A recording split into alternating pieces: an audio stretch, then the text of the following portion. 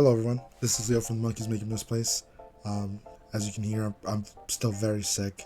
My voice isn't exactly recovered, which is why we've not had a lot of content on the channel, because it's kind of hard when my voice is kind of how we do things, and there's no real way for us to get stuff done when I kind of sound like this.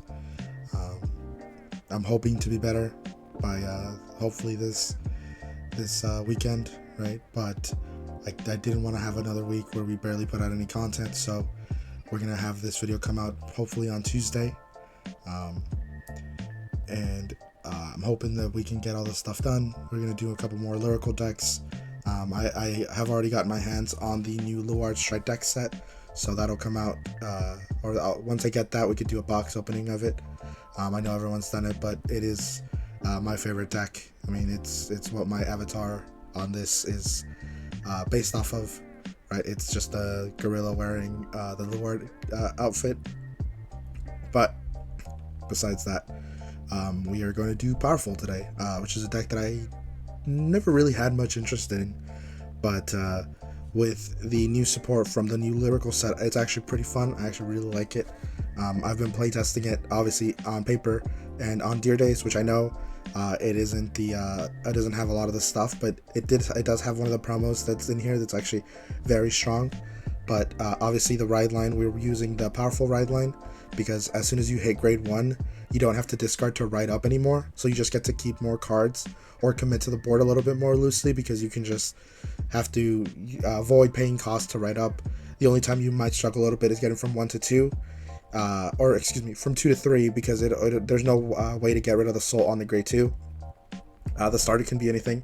I just play the Sienna one because, I mean, people obviously think Sienna's probably one of the better decks. I might actually play the Charmot starter, because I kind of like Charmot. I finally have the deck, so I'm just fine-tuning out all the bugs in it. But for now, let's move on to Powerful. Obviously, we're still playing the original Herminia in the ride line, because the new one is good, but you get to ride for free if you ride it onto the original one. Then on to grade 3s. We have 4 copies of the new Enduring Beauty Herminia. This new one has 2 abilities. The first one says that if you have 3 or more face down cards, the cost of all the auto abilities of your powerful units is reduced by CB1. This is only during the battle phase, of course, but that's usually when all the powerful abilities trigger anyways. And then her second ability is Powerful. If you persona at this turn, it can be paid with the CB1, which would become free with her first ability. But at the end of battle when attacked, if your show has no cards, which is obviously what triggers Powerful, you can discard a card with Herminia, so it could be either the original or this new one, and stand all of your front row rear guards with Powerful. This is a really good card, and also being able to just go from this to the new Herminia and having the persona ride, so you just don't have to pay for that first ability, means that you can pressure on your first grade 3 turn and then just finish the job with this Herminia. Honestly, there's been some games where I don't even get to ride up to this Herminia, because I can just put out so much pressure with the original one that I just win that game on the spot. But honestly, this card is so good. Being able to just reduce all your powerful abilities by CB1, making some of them just free, or making them somehow of the heftier cost way cheaper, is so good.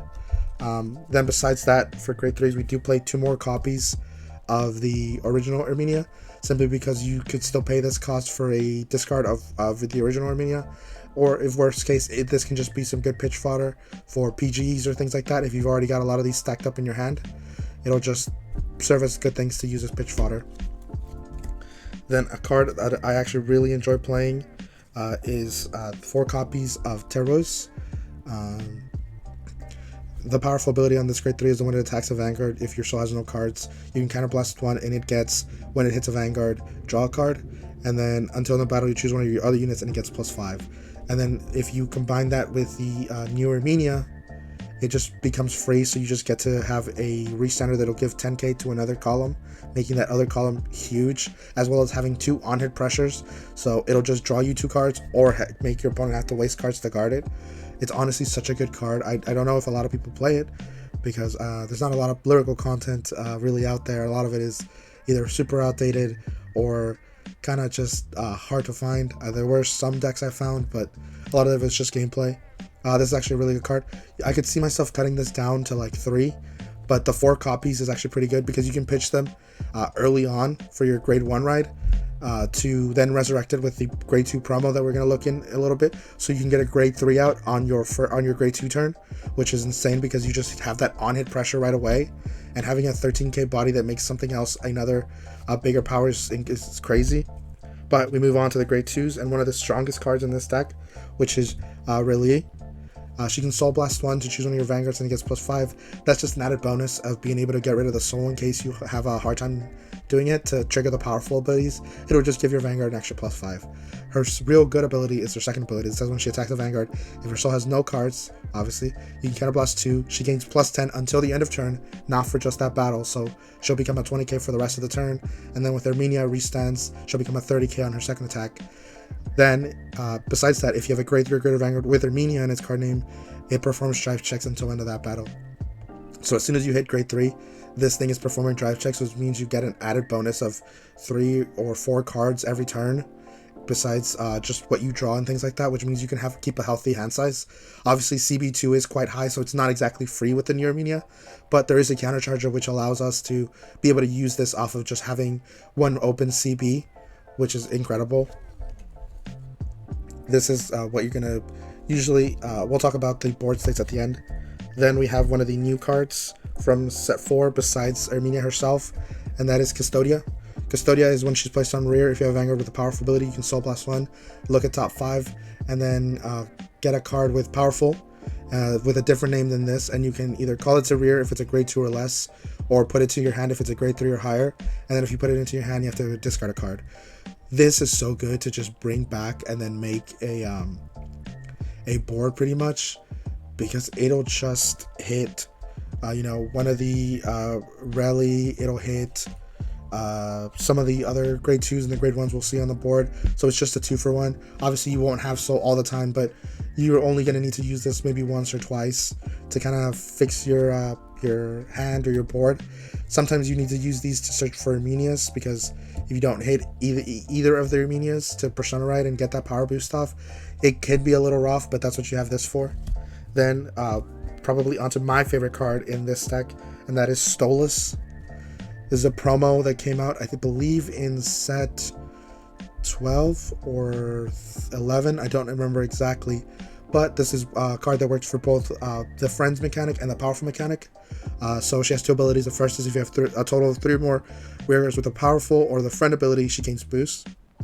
So she can just sit in the back row, which is pretty good. And then her second ability is a bit wordy, but the condensed state is that when she's placed on rear during your main phase, you can choose a card from your soul and put it into drop. And then if you have a Vanguard with the Friend or the Powerful ability, you choose a card from your drop with the Friend or Powerful ability and call it to rear guard.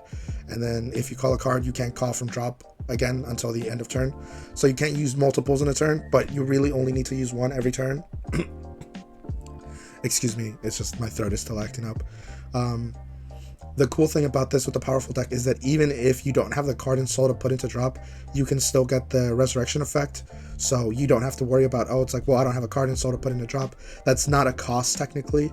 It is just a part of the full effect that just kind of has to resolve. But because in Vanguard we do as much of the effect as we can play this even if we have no soul and then still call something onto board. And that's the way that you can bring back Therese a grade 2 turn, because it doesn't have any restriction on what's being called. So you could just call Therese in front of this and get a 23k column that'll have it on hit, draw, and give something else power, which is so good. And this being the only card that you really need to have is insane. Moving on to the grade 1s, we play 3 copies of Sign. She has 2 abilities when she boosts if your soul has no cards, so the Powerful ability. You can counterblast 1, choose one of the units, and get +5. That's not really ever going to come up in the games. It could come up sometimes if you kind of need to get rid of CB and you don't want to just waste it on things like the Herminia. But at the end of the battle, she boosted. If you have Vanguard with a Powerful ability, you stand it, and then you choose a card from your soul and put it into your drop. Similar to Stolas, that ability doesn't require you to have a card and soul to put in a bottom for the effect. That's just a part of the effect, so it'll restand regardless, right? So that means that you can have 2 of these behind the units that you're going to restand with Herminia, and you'll just have the extra power for the rest of the turn, right? So you get an extra 8k every turn. Not a full set, because with Stolas you have access to pretty much every card, even if it's retired.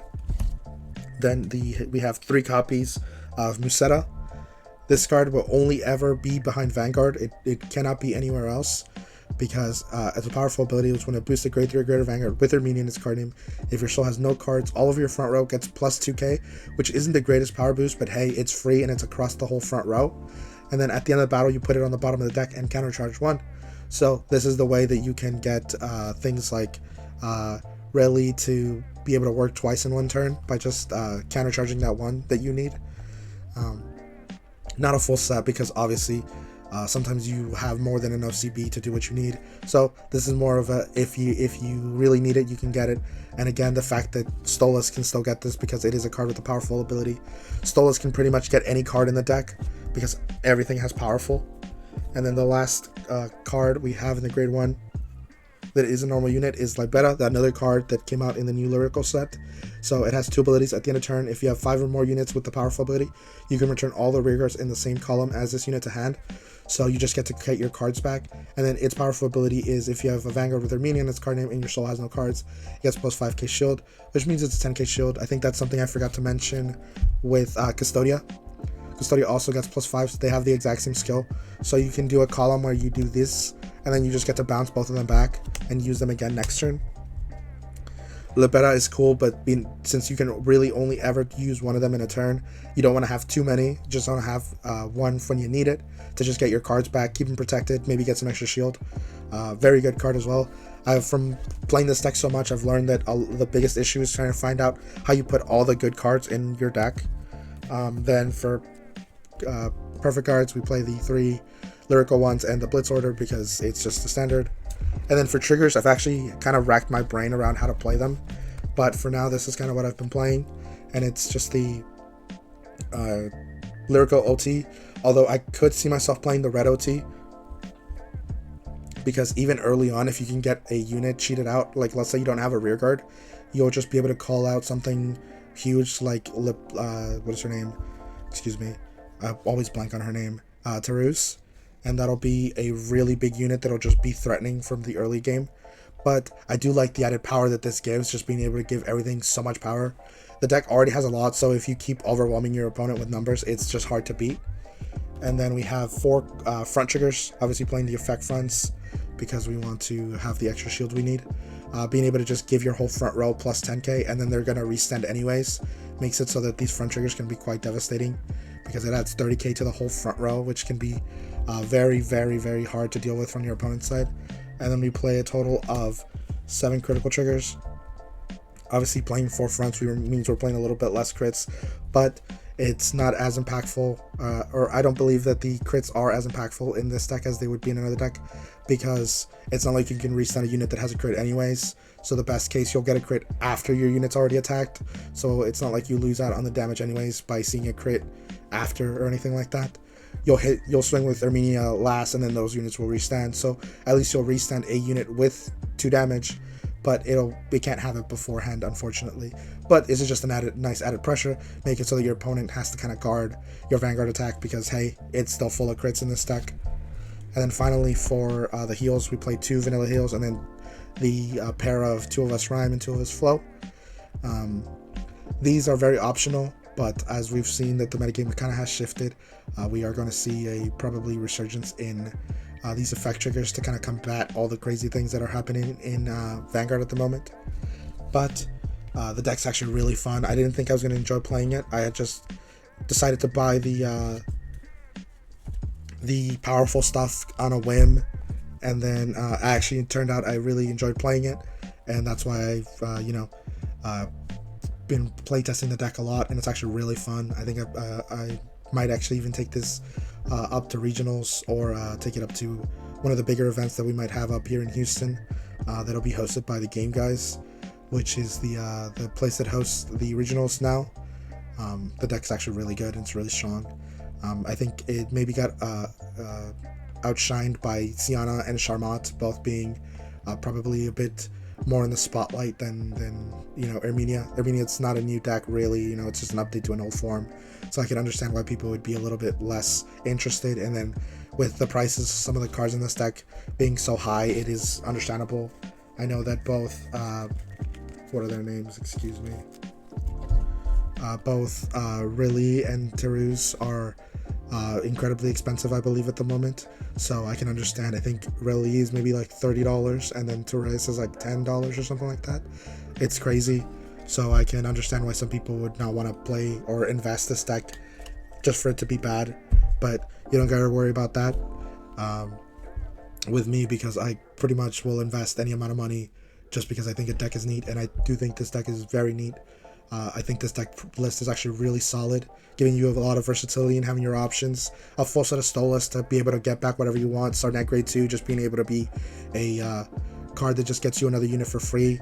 Makes it so that pitching and guarding a little early isn't as hurtful, because you can just get those cards back at almost any point in the game. Obviously, you can't spam them, but it's really not that big a deal when you get such big power, and you can just commit to the board by having free ride up from the 1 to the 2 and the 2 to the 3. It's crazy. I actually really enjoy this deck, and I recommend you guys play it, although I will say the price tag is very hefty. But excuse me, using my voice for this long has actually not been great, but I wanted to put some content out there, and I thank you all for watching. This has been Leo. I'll see you all on Cray.